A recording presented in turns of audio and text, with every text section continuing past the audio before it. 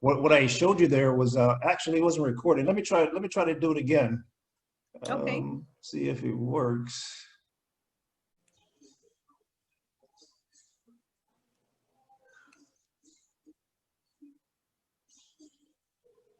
But whatever it is you're saying, I believe you. So basically, I was talking about you. I was talking about that you are an inspirational leader. You are a best-selling author. You are a motivational speaker. You are a hero in your country. And I also added something that you dated Tim Duncan. I know that's not true, but I want to get that reaction out of you. Too bad, man. I didn't nail it. Like, no. That's funny. Yeah, That's but hilarious. I hope it comes out okay, because I thought that was going to be something that's going to really rock. But I got to tell you, I'm very impressed with what you've done, over the past 10 years. And I say this because I have a pretty good memory. And I remember when we actually first met, it was like a Toastmasters type event. I was there to do a speech. You were there to do a speech. And, we did I evaluated your speech. And so I remember your speech today, but I can't remember what mine was about. That's funny. And shortly after that, we met again at another Toastmaster event. This time it was an area competition. And that's when I really got a chance to know you. And so I asked you, I thought you were exceptionally good. In fact, of all the Toastmasters I've been around, it seems like you were just maybe a couple notches ahead. Well, thank you. Yeah. Well, In fact, I was going to say, I do have a secret. Please don't count my ums and you knows and my crutch words anymore, because I haven't been in Toastmasters for a while. But I will attempt to be more deliberate while we're being interviewed. oh, it's okay. No, I just want you to be yourself, because I have some questions I want to ask you, but I want to go over, some of your accomplishments. But let me tell you what I remembered. I remember asking you, so what are you going to do with this Toastmaster experience? And you were pretty deliberate. You said that you were going to do some TV commercial. Okay. You said that you're going to do some voiceover. And you said that you're going to be a corporate spokesperson and some modeling or something like that. I was very impressed with that, but then you said, yeah, you could do it too. That's funny. And that's what from my remembering our conversation, I remembered you as an actor and a model. That's when I still have your phone number in my phone, Ken Forrester. And I was like, yeah, the actor. Really? Yeah. Oh my God. You see, you had more, well, put it this way. That was the last time I spoke to you, and it's got to be over 10 years ago. And still have your phone number. I put it this way. I thought that I was nothing close to what you were in that respect. So I never followed up. I never did anything. But every time I saw you in a TV commercial, I always go back to thinking about that, that date. And I thought that, hey, this is someone who's really going after, their goal and dream. So you've probably been in like what, 12 commercials or something like that, or more. Wow. Okay. So there was a point. I'm trying to think when I took a break. I took a break, yes, around 2015. And there was a point in there that I had done over 100 spokesperson jobs and commercials. I had done a lot. And I'm including in that number opportunities where I did internet and spokesperson jobs for someone's website. So it was way over 100. I booked quite a bit, just super excited, absolutely loved it. And you can still do it if it's a desire. After this is over, I can hook you up with a few agents. There you go again, the next 10 years. Maybe that's what this is about. It's not an interview for me. Maybe this is an in for you into the business. You never know. Hey, you never know. But I was looking forward to having this conversation. In fact, what I wanted to do is I just wanted to, just go over some of your accomplishments here. Let's see, what's the first one I want to get to here? Okay. Now, you've been all over social media. What is this? Ah, This is your Instagram. And yeah, you're ah, pretty impressive stuff. yes. Yeah. Oh, thank Oh, you. this picture I was interested in. Was that, were you in the Navy or something like that? Yes, I was. I served for 6 years in the Navy. I served Wow. my country proudly. Was this the United States Navy or Yes, United States Incorporated? Navy. I, uh, I jokingly say that I got out before Mhm. my luck ran out because I happened to be stationed in Hawaii. I was stationed in Southern California. I was stationed in Southern Spain. And I'm like, I better quit while I'm ahead because those were Spain? just You did some say dreams. Spain? Yes, España. Oh, Yes, wow. Andalusia. Loved it. It was beautiful. So how long you stayed in military? 6 years. And I Oh, happened to wow. be an Army brat. My parents met, they were both in the Army, Uh-huh. and they met each other, fell in love, got married, and I was born. So my husband was in the Air Force. My brother was in the Air Force. We just have a very Good. military family. Wow, wow. And what was your MOS or your specialty? I started off, well, actually, I remained a yeoman, which is basically an admin assistant. Mm-hmm. And I got to work with various high ranking officers, Mm-hmm. officials, and admirals. I enjoyed it. And one of the things that I learned is that wherever you go, there you Mm-hmm. are.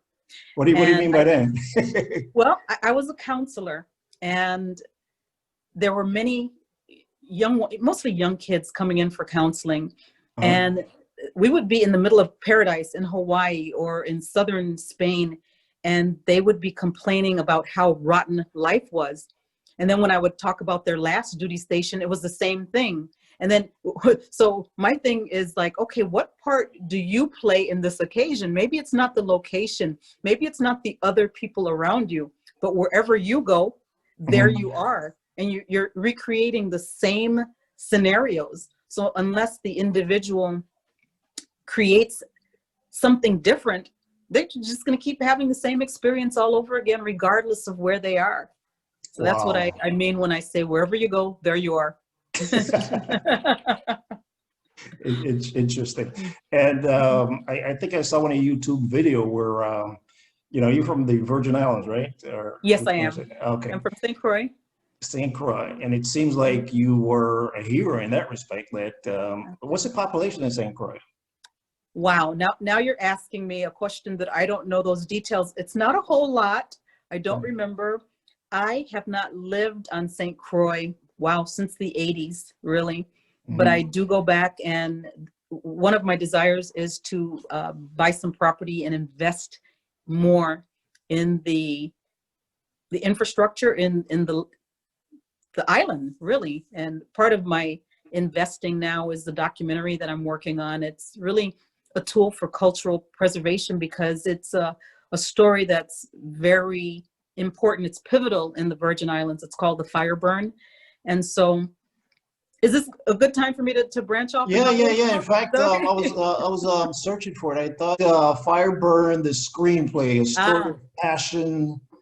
Let me take my glasses on here.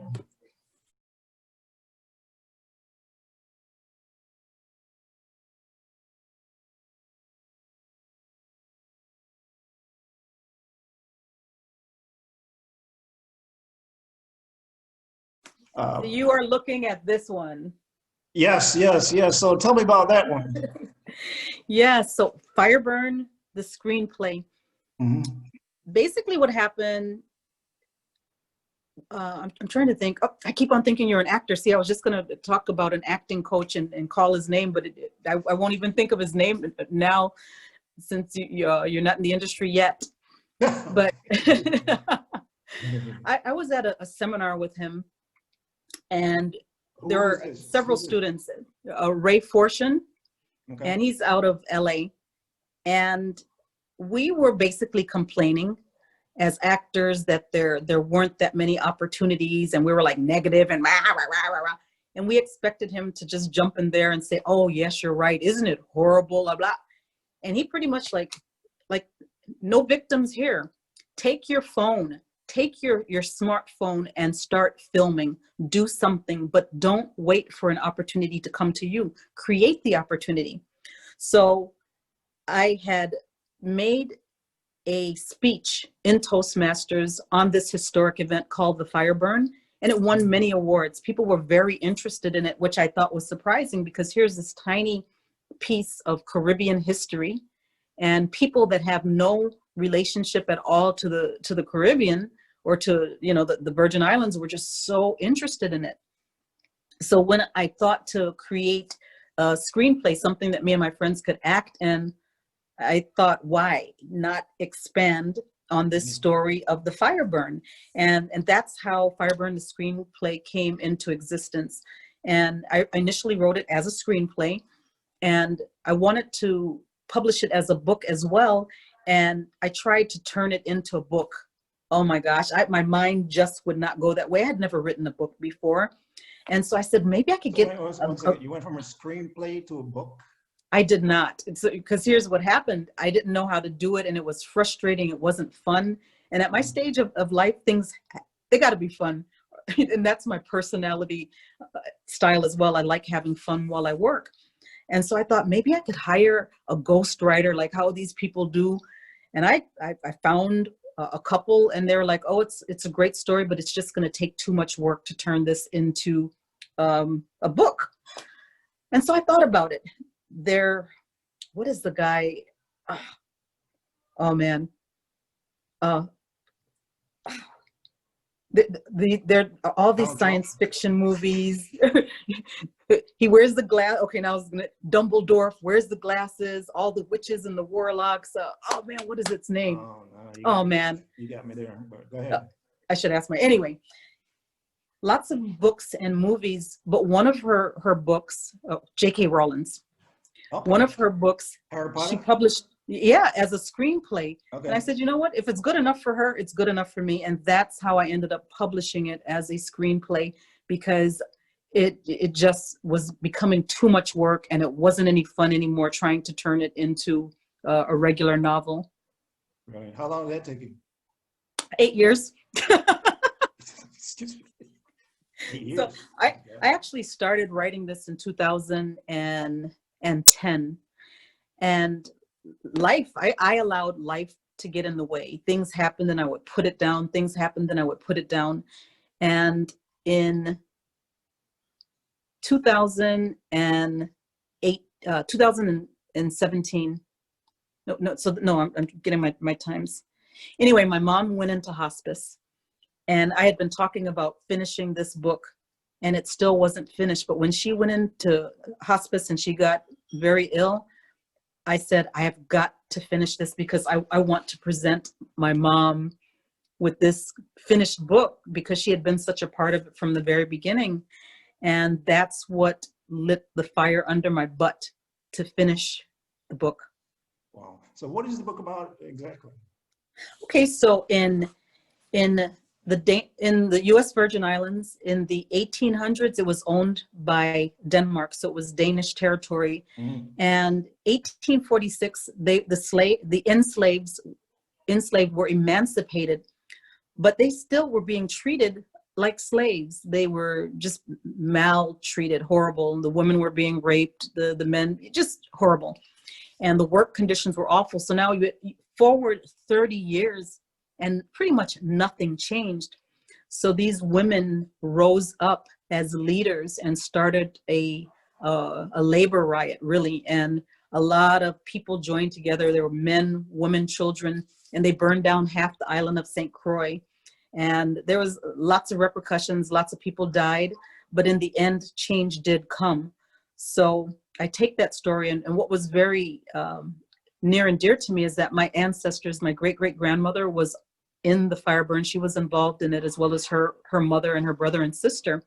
And so this is not only Virgin Islands history, but it's also my family history. And so when I learned that, I knew that I definitely had to do something and share the story from a personal level, as you know, I'm passionate, as well as the historical and fiction. So are you pleased with the outcome, the reception that you got? Yes, yes. I find just like the Toastmaster speech, Yeah. people relate to it. And I think it's because regardless of the island, the location, all of us, I don't like generalizing like that too much by saying everybody and all of us. So I'll just say most people can relate to what it is like to see a person's human rights being violated, the, a person's dignity being taken away, and how horrible it is. And so what the book does is that I'm very descriptive, and it creates a lot of visceral gut emotions in the reader, and I take them on a roller coaster ride, an emotional roller coaster ride. So regardless of whether you're black, white, Asian, pink, yellow, green, you have emotions. And Mm. so it's easy to become engaged on an emotional aspect and to start feeling for these people. And I think that that's part of the success, is that I created these characters in a way that people feel for them and they can relate to them, and they feel like horrible for what's going on. I'm And then sorry, to know that this really happened. did you say that you created the characters?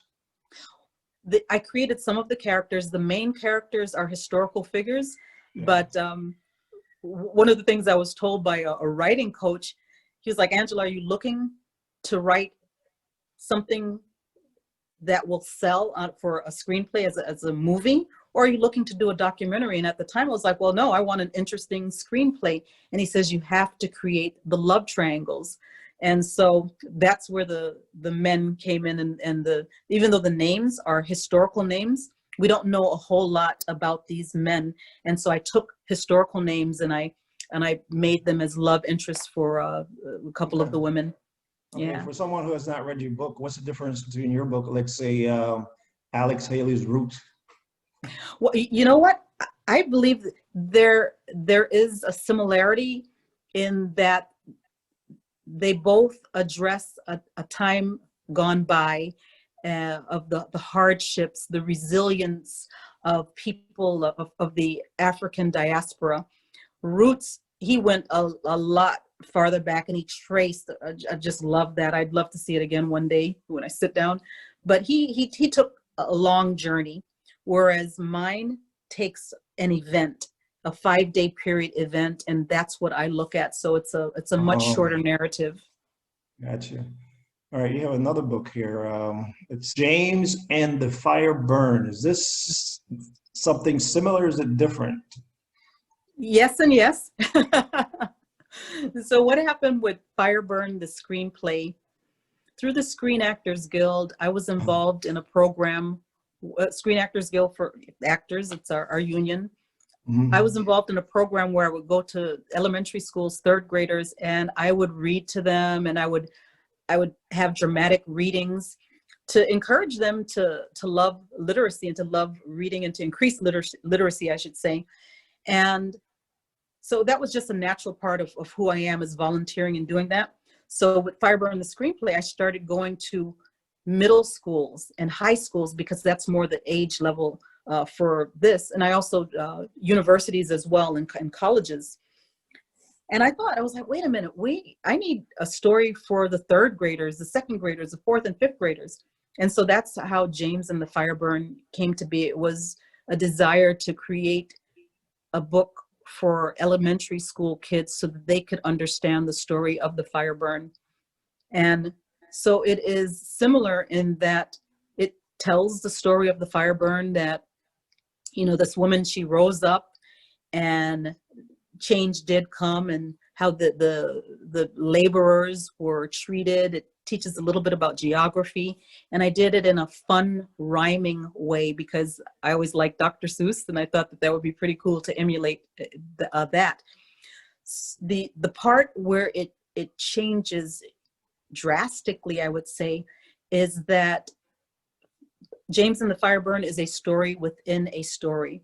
And as I sat down to write, I thought about it. How do I introduce this story to children? And I was stumped. I just didn't know. And I happened to be on a retreat, another retreat, when I wrote this, and I prayed. I was like, God, help me. And all of a sudden, I saw a bunch of kids in a classroom and the history teacher was telling them the story. But Really? yeah, and it just came to me and I just started writing. But also what happened is, take you back a little bit, the hero is James, and James was being bullied.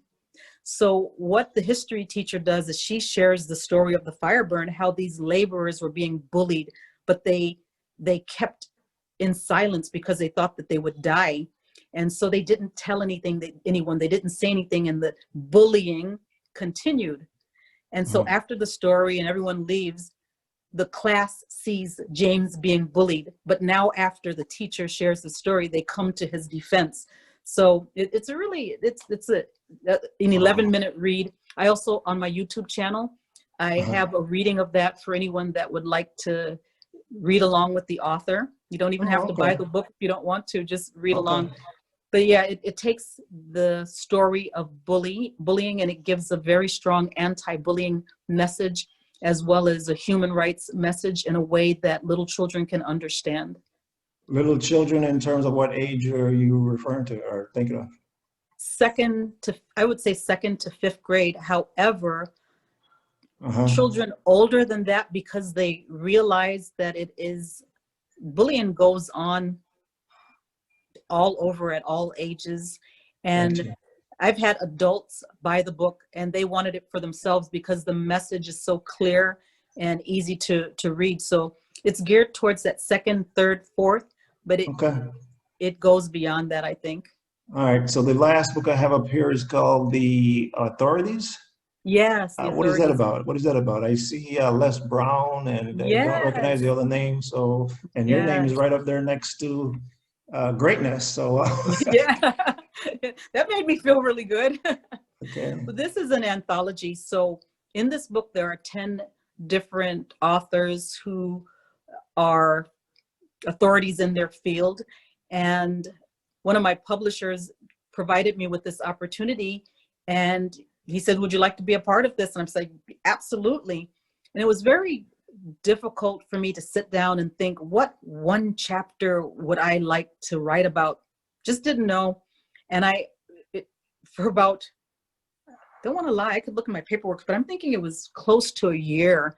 I just hemmed and hawed. And then when the pandemic struck, it was like, oh my gosh, what the world needs now is love, sweet love. We need more love instead of all of this fear and hatred. And at that point, it just started flowing. So there is a lot to be said about inspiration and so what does the world need now other than love?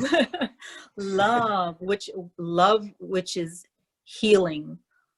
Perfect love casts out fear. Perfect love brings forgiveness. It brings healing. And we need to love each other, love on one another more and more. And so that's what I am walking in each day. I don't always get it, but I'm at least attempting to do that. Appreciate that. And also, you are a nutrition and health and wellness expert. How did that come about? And what is it that you're trying to accomplish with that? Well, I was going to call myself a health nut, but a health nut sounds derogatory, so let me not say that. It's a passion of mine. I'd say when I was approaching my 40th birthday, I had some serious health issues, and I would go from doctor to doctor, and they started making me sound like a hypochondriac. And finally, one natural doctor, he was a naturopath doctor, he says, you need to clean your colon. He says, if you don't, you're going to have lots more issues, but that's why your skin is broken out with all of the acne. Your eyes are super red because, you have an impacted colon. You need to clean it out and you need to learn to eat better. Because I was eating like lots of pasta and pizza and junk, just totally addicted to sugar. And so that's when I really became interested in nutrition. I'm not a nutritionist, but I look for foods that are healing. And it became a hobby for me, and I became a raw food chef. I got certified through a Green Wave Cafe. It doesn't exist anymore. I would go to Hippocrates Health Institute for their classes. I did a mini course with them. I'm currently taking a food science course. So I love food. I love eating. And so I understand what Hippocrates said thousands of years ago: let your food be your medicine and your medicine be your food. And the component that I add to it is that, but please don't let your food taste like medicine. So that's where I come in. I help people create these delicious gourmet or just down to earth healthy meals. You help people create meals, so you create it for them, or you kind of teach them how to do it, or how do you go about doing that? Teach them. For a very short period of time, I did have a catering business where I would take orders and I would make it and I would prepare it. And I started losing the love for my kitchen very fast. It just wasn't any fun anymore. So I'm developing my YouTube channel, and right now it's little things, but I'll be putting it together to make it more comprehensive and sharing more and more healing herbs, tips, foods, and meals. So that's something that I started working on over the pandemic as well, was building up my YouTube channel to help. And so for me, it's all about the mind, body, and spirit, because if we try to take one little corner, then the other side is lopsided. So I went to seminary. So for me, you know, the spirit is very important. I'm a raw food chef and I exercise. And then I have a master's degree in counseling psychology. So for me, mind, body, spirit, I have equipped myself in those areas, and I love sharing what I've learned with others. So what's the spiritual part? The spirit for me, I used to teach world religions at University of Phoenix. And so I've studied quite many religions. So for me, the spiritual component is all about a relationship with my creator. And having studied all of the different religions and even dabbled and practiced in some, for me it's Christianity. And I also understand that Christianity looks very different. We have so many denominations. So for me, it's how do I look more like the triune God, the Trinity, you know, believing that I have the Holy Spirit inside of me. That's my power source. That's my love source. That's my connectivity. How do I study the life of Jesus Christ and become more like him? How do I connect with God, the Father, Creator, and also now be a co-creator with him and co-create my life, the life that I believe that I was put here to live? And so it's multifaceted for me. Oh my God. You know, you're deep.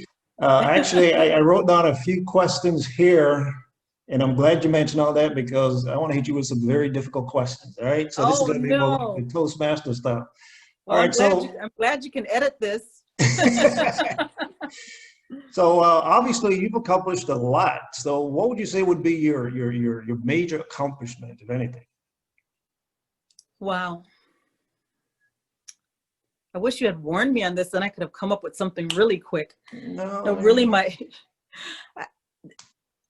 at the risk of sounding kind of hokey and with an expected answer, I'm gonna really have to say my family. I never knew that I wanted a family or children. And for a while in my life, I thought that I did not. But being married and having that family, a son and a daughter, and being mother, being wife has meant so much to me. It's so rich. And as I look at my family, it's like, wow, I just talked about mind, body, and spirit. I look at my husband with his emotional stability. He helps to hold me and balance me so I don't go all over the place. My daughter, she's grounded in like the physical realm and progress moving forward, business, financially. And my son, he holds me accountable on the spiritual level. So it's so cool that I would be in a family where I have this accountability right here in my own house on the mind, body, and spirit. So it's a really cool home. So you have a son and a daughter? I have a 25-year-old son and a 22-year-old daughter. And right now I have a cat as well who is giving me therapy. He came and laid down at my feet, and he's just loving on me right now, so he's a big part of the family as well. Yeah. And, just to piggyback off that question, what would you say would be the biggest obstacle that you faced so far? You mentioned you went through some health issues, but in addition to that, what would you say was the biggest obstacle that you've encountered? This may sound strange as well. The biggest obstacle for me in terms of moving forward in what I believe to be my God-given purpose of encouraging as many people as I can is being comfortable. Not that I'm asking God to make me uncomfortable, by no stretch of the imagination. I love and I'm filled with gratitude. But so often in the face of being comfortable, it's easy not to do anything else. It's easy to say, wow, okay, wow, I wrote that book already. I'm done. I'm at a stage in my life where a lot of my friends are retiring. And so it would be easy for me to do that as well. I was a stay-at-home mom for quite a while. And after that, it's like, what do I do now? Do I go back to work? Do I do a 9-to-5? And that's how I started doing all of this creative stuff. So when I say comfort, I'm very, very grateful, but it's very, wow. Here's how I'm going to put it. So I was walking on the beach, love the beach. And I said, oh man, this is my happy place. I just love it. And a thought popped into my head and it said, is this your poppy field? Like the Wizard of Oz, when Dorothy and her clan, they went into the poppy field and they fell asleep. They lost track of what they were here for because they were lulled into the sense of sleep. So some people's poppy field is pleasure, it's drugs, it's addiction, it's procrastination, it's something that makes them feel good and they lose sight of their purpose. Some people it's comfort. I'm so comfort. I don't want to get out of my comfort zone to do that thing that I could do. Because when we're on a path to help people, sometimes it takes us out. Not sometimes, most of the time it's going to take us out of our comfort zone. Because now I have to learn how to do things I've never done before. I have to reach out. I have to ask people, can I talk to your group? Would you like me to talk to your group? That's uncomfortable for me. It is? Yeah. Wow. Yeah, I would much prefer to stand in my kitchen and make videos and then just post them. And okay, if you want to watch them, you can watch them. If not, but really to make an impact. Wow. It takes some, going out there. Hey, may I speak to your group if it's going to be a business? Yeah. Well, it's interesting you say that you have to get out of your comfort zone. So that leads me to my next question. What would you say was your why, and what is it that motivates you? My why and what motivates me is the belief that God created me, and not just me, every one of us with a purpose that only we can do in our own unique way. That motivates me to find out, do I know what it is, and am I on track? And so for me, that takes a lot of introspection. It takes a lot of listening to myself. What makes my heart beat? What makes me smile? What gets me angry even? Because those are cues. If something gets you angry, maybe there's something you should do about it. Maybe there's something I should do about it. If it makes me feel great, maybe that's something. Also, affirmation and confirmation from other people. Angela, wow, you just said something and I felt so encouraged. And I kept hearing that and I realized I have a gift of encouragement. And so for me, that's one of my purposes in life. How do I encourage people? And so I like to encourage them in wellness, mind, body, and spirit. That makes me feel great. You didn't do a good job at encouraging me to be an actor back then, right? Well, you know what? It's all about, I believe it's about desires as well. And our desires are clues as to who God shaped us to be. And one of a course that I teach on is by Rick Warren, The Purpose-Driven Life. He talks about shape, SHAPE. The S is for the spiritual gifts. The H is for our heart, which is our passion. The A is for our abilities. The P is for our personality. And the E is for our experiences. So all of them come together and they give us clues as to what our life path is. And so if you don't have the desire for it, it's probably not there. I mean, you could look like it, you could have the personality and people could tell you, but you don't have the desire, it's probably not your path. That might be true. But just getting back to you, it sounds like you're a multi-talented Actually, I heard you sing. I didn't know you could sing. And you, and you could act. Can you dance too? I love dancing. Oh, you I could love dance dancing. too. You could do movie. You could write books, everything like that. There's so many things that it appears that you could do. But the question is, if you had to just select one of those things, which one would you select? If I could only do one, Exactly. I think it would have to be to speak. Hmm. Why that one? I'm if I'm thinking if I can only do one, which one would be the most impactful in the most economic kind of way? And I'm thinking speaking because writing takes a long time. And then there's the process of getting the books out there. Acting, you know, a lot of it has to depend on being cast in something unless I continue doing my own thing. But I'm thinking speaking because I can just go outside and start talking to someone.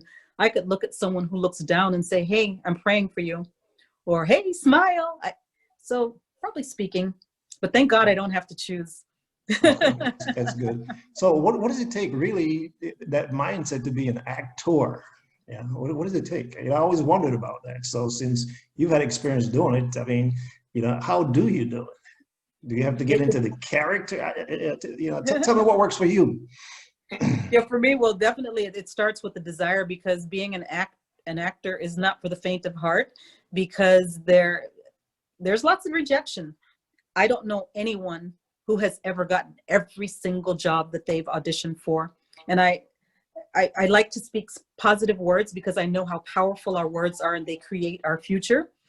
So I'm not being down, but I honestly don't know of anyone that has ever booked every single thing, because not every single role is for me or is for someone else. There's lots of other people around. So one, it would start with the desire. This is what I want to do, but also the understanding and the respect that it is a craft. And so it takes knowing myself, because I am the vehicle, I am the instrument. So it takes understanding, what am I capable of? What is my voice capable of doing? What's my range? What do I believe I can comfortably portray? And then what's a stretch for me? And be willing to do the stretches as well if you're allowed to cast for it. Okay. All right. Working on a lot of it is authenticity. The actors that most of us love are the ones that don't look like they're acting, and therein lies the craft. How do you act without looking like you're acting? Because so often, Is there a secret to it? Yeah, yeah, it's not really a secret since I'm going to tell you, but really, it is the best method that I've come across is, say for instance, I have to play the role of a police officer interrogating someone. All right. I read the scene, I read the script, whatever, and what is the action that police officer is actually doing? Are they trying to make the person feel bad? Are they trying to show their authority? Are they trying to, come on, coax it out of them? What are they doing based on the reality of the script? And then I turn it around as if I'm going to do that same action. I'm going to show that person that I'm the boss, as if I was talking to my neighbor who just made me feel bad. So this is a course in itself. So please forgive me if it sounds confusing, because it takes a while to grasp, but it really is drawing on my reality and putting it in the Okay. artificial scene, the Okay. scenario. All right. So I I'm not think I get it. trying. So Yeah, I'm not trying to be a cop. I'm gonna be this tough cop. Yeah. What does a cop look like? Yeah. No, I'm using me, my experience, and I'm doing as if I'm trying to make someone feel bad or trying to get them to like me. What is that cop doing in the scene? And that's what I'm going to do as myself. And it creates much more believable behavior than trying to be a cop. Makes sense. All right. So you're just drawing on some feeling or experience that you have and trying to relate it to the situation that you're trying to portray. Yeah, yeah. In a Okay. So nutshell, that's nice. okay. Yeah. Okay. All right. So it's going to get much tougher. So what great Uh-oh. actor could portray you in a motion picture? Oh, wow. If it's a great actor, I would say all of them, even a man. If he's a No, great, no, he could no. do it. I want But one. would Who's the actress? that could portray me, Yeah. Could accurately portray you. How's that? accurately portray me? I would say Angela Bassett. Hmm. Yeah, Yeah. I was thinking her Yeah. too, but tell me why you chose her. Because I tend to be a very calm kind of person. Hmm. I'm not prone to like dramatics, and it's just my personality. And please don't start asking me names of movies and stuff, because we're just going to stop right there, you know. But she's able to do that very well in terms of, just not flat, because sometimes people are flat and uninteresting, and I Hmm. pray that I'm interesting, but I'm just not. I can get kind of big, but I tend to be more on the calm side, and I can see her doing that. Okay, I got you. All right, let me switch it Mhm. up a little bit. So, what type of project are you working on right now, now that the pandemic is here? Well, I don't know that you saw my Renew Your Mind card deck. Renew.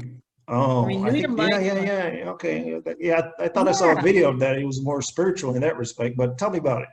Yeah, this is a part of my spiritual component, which I think is very much related to the emotions. And what I Hmm. would do is, whenever I would find myself having a negative thought or a Hmm. negative result in my life, I would stop it and I would say, "Oh, no, no, no, wait, I've got to change this."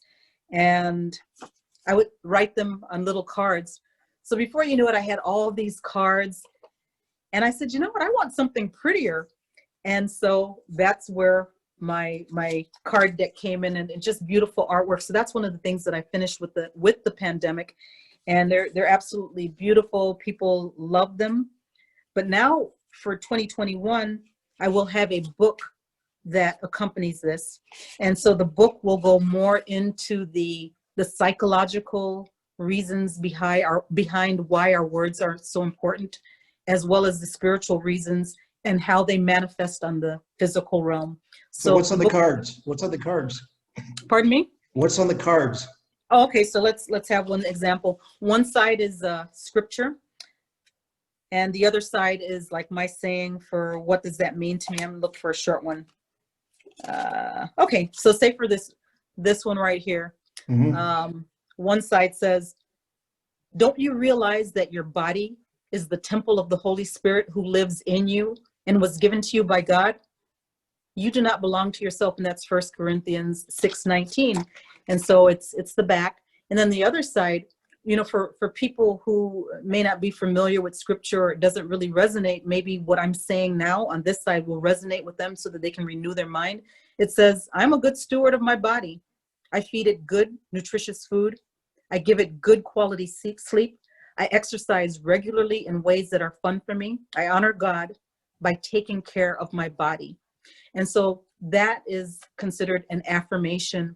If someone is feeling overweight and tired and just not good about themselves, this is something that I would recommend. This is like a medication. This is a prescription. Take it out, and as many times a day as possible, instead of saying, "Oh man, I feel like crap. Oh man, I'm fat."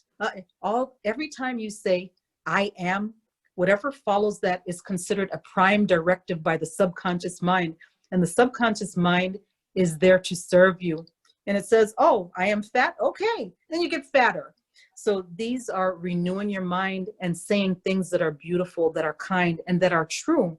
And the reason why, for me, it's important to have scripture is because I believe that the Bible has very powerful truth in it. Truth is always going to be powerful. But if I just blurt out something and say, I'm going to get a tiger. I'm going to get a tiger. I'm going to get a tiger. Okay. In order for me to really believe it, I have to find it somewhere in the Bible that lines it up. So for me, it's important because now I'm going to believe it, because First Corinthians just told me that my body is actually a temple. Oh. And so what do you do with the temple? You take good care of it. And so that, for me, that's the importance. And I know that it's not going to resonate with everyone, but for the people that it will resonate to, we can't speak to everyone, but for the people that are called to listen to me, I know that it will help them get to where they'd like to be in their mind, body, and spirit. And how many cards are in that deck? 31 cards. So I say, hey, take one a day and go say it over and over again, and then repeat. Just keep doing it over and over again until you have memorized them and it's in its reality in your life. Wow. And these things, I don't teach them because I'm perfect in them. I teach them because it's important, and most of the times it's because what I need myself. And then I'm just bringing up my plate of food and I'm sharing it with people is really what I'm doing. Okay. All right. My question is going to keep getting tougher and tougher. So. Oh no. So. Let me drink some of my tea here. I know. I know. So tell me, what have you figured out in life that other people can do, but they just don't know how to go about doing it? Wow, that's I mean, all your questions are great. And my answer is more than they realize. We are so filled with untapped potential. It's incredible the power that each one of us has in our brain, in our mind, in our body that's untapped. And what happens is that people become filled with fears, and they have this little thing inside of them that says, what if? So say, for instance, let me see. Suppose I want to sing in front of a ladies' retreat. Never done that. Suppose that's something that I'd like to do. You mean you want to sing? No, I'm just saying suppose. Okay, so okay, I'm giving you an example. Go ahead. The minute I verbalize something, there's just something about this flesh that we live in, this body that we live in, for a lot of people. The minute that I say something I haven't done before, what ifs? What if your voice cracks? What if you embarrass yourself? What if people laugh? What if? And so instead of challenging those what ifs, a lot of people listen to the voice of what ifs and it makes them become even more fearful. So they don't even attempt it. They're like, yeah, they talk to the voice, that what if, and say, you're right. What if I embarrass myself and people laugh at me? And then, before you know it, them doing that thing has caused their death. They see themselves buried in a grave because the what ifs have gone that far. So my encouragement is, if you really have a desire to do something, the minute that what if starts coming up is to challenge it with something. What if I fail? What if I succeed? Give me an example. Give me a personal example of that. My challenge to singing. Okay. And the question that you said, you don't understand, how can that be a scary thing as an actress? I'm an actress, but I was never a singer. Long story short, very short version of a long story is I loved singing as a kid. I was in musicals. I was in choirs. I was in musical plays. And through a series of events,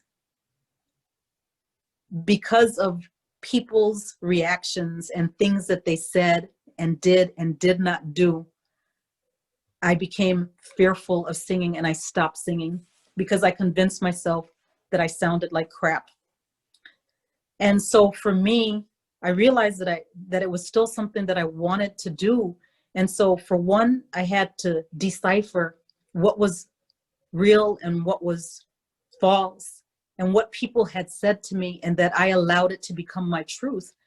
And so this is true of many people, teachers, spouses, partners, authority figures, people that they respect have said something to them.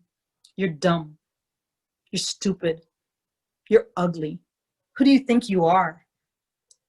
And the earlier it is, the more ingrained it gets. And so people, they've wanted to do these things, write, create, become a police officer, so many things, but they shrink because of the fear, because of what people have said. And so part of my desire is to help people find that thing that they really want to do and help them to blossom and to do it. And that was my challenge to myself, understanding that I may not sound like such and such, but I'm doing it. And when I face a fear, when we face a fear, it's liberating, and it allows us to do other things because I stepped outside of my comfort zone, and now my territory, so to speak, has expanded because I stepped outside, and now I'm expanding as a person. And I believe that that's part of life. Are you saying to do the things that you fear the most? Yes, absolutely. Because one of the things that's kind of graphic, but I see fear as this multi-tentacle demon, and maybe even an octopus, if you prefer octopus, a sea creature, but it is not satisfied with being in one area of a person's life. Once it conquers one area, fear wants to conquer more areas in a person's life and enslave them. It's just a strange thing, but a person can start off with one fear, and before you know it, they have the fears start growing, and before you know it, they're locked up in their house because they're afraid to go out in person. They're afraid to leave their house, and it all started from one fear. And so that's why I think it is important to face the fears as you see them. Don't let them grow. So what would you say was the average person's biggest fear? Public speaking. That's why so many people came to Toastmasters. I thought you were say fear of failure, but are you saying that public speaking is going to rank ahead of that? And there's probably a correlation. Fear of public speaking because they believe they're going to fail. True. They're like, I suck at speaking. I'm not good at speaking. So all of these these negative I ams, and they get bigger and bigger and bigger. And so I congratulate every person that has gone to Toastmasters. English isn't their first language, and they've gone to an English-speaking Toastmasters club to beat that fear and to get better. Okay. Wow. Again, it seems like you've accomplished a lot in 10 years. So what's next on your bucket list? My bucket list. Wow.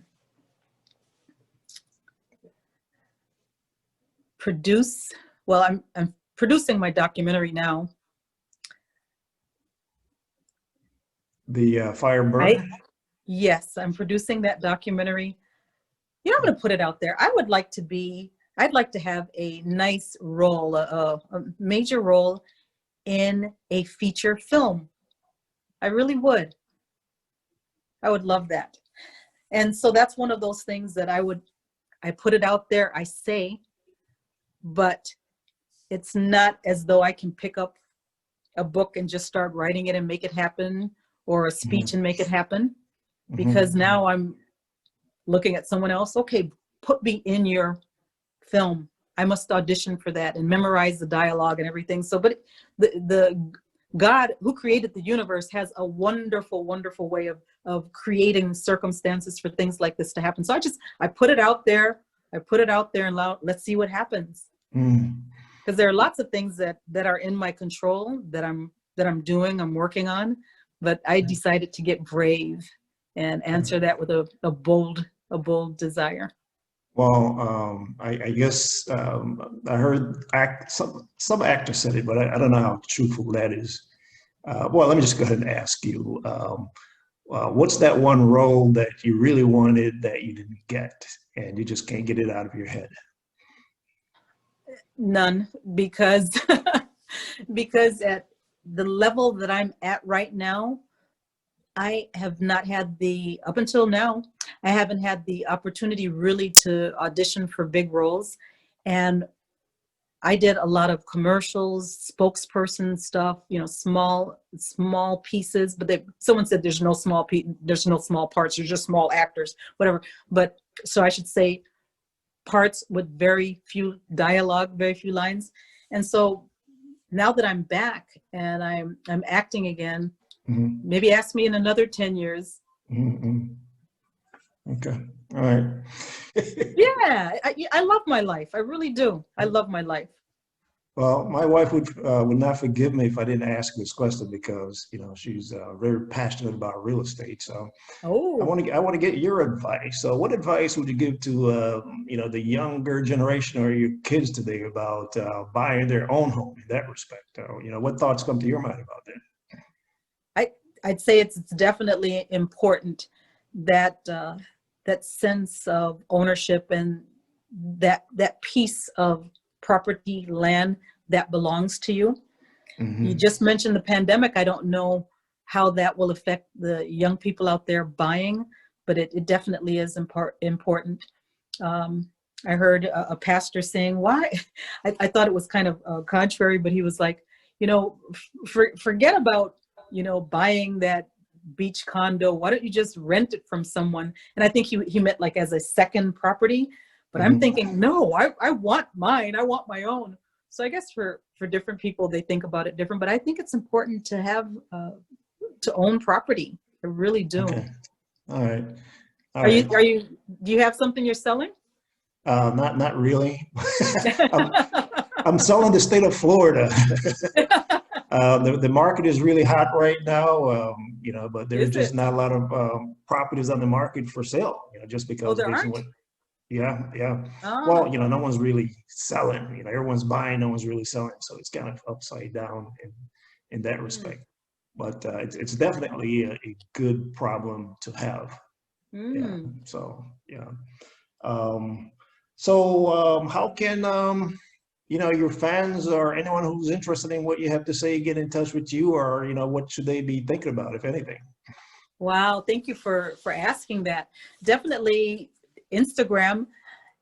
If they could follow me and, you know, ask questions, whatever. Also my website, AngelaGoldenBryan.com. That's BRYAN. And I don't know if you'll have it typed out, but yeah, if they go to my website, they can get connected with me there. I have my social media tabs that they can click on if they want to ask me a question or connect. They can also purchase a book from that, and yeah, good to go. I also have an option. Oh no, never mind. I never created it. No, never mind. No. You mentioned it. Go ahead. Don't back away now. on my Etsy page. Your what page?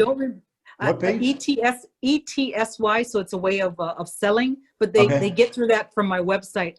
I don't remember if I gave them an option for autographed copies of my book. Yeah. So if you go to Amazon.com, you won't get an autographed copy, but if you go to my website and click on it, it'll give you some options there. Okay. Listen, I got to tell you, you came a long way from Toastmasters. You know, you've actually took that experience and you actually set out to do what you said you were going to do. So I'm, for one, who's very proud of what you've been able to accomplish. And thank you. You got a good story to tell, and I think that more people should at least hear what you have to say. Thank you. I appreciate it. And thank you so much for the opportunity to chat and reconnect after 10 years. Wow. Well, maybe more than that, but now, you know what? It was right after the major crash, the crash in 2008. So it had to be like maybe 2009, 2010. You're right. Wow. Yeah. So you've come a long way. So hey, it was good to catch up. Thanks for putting that video out there of you singing, because I probably would have just you know, just kept on going by, but you know, it made me reach out and say, let me return your call from 10 years ago.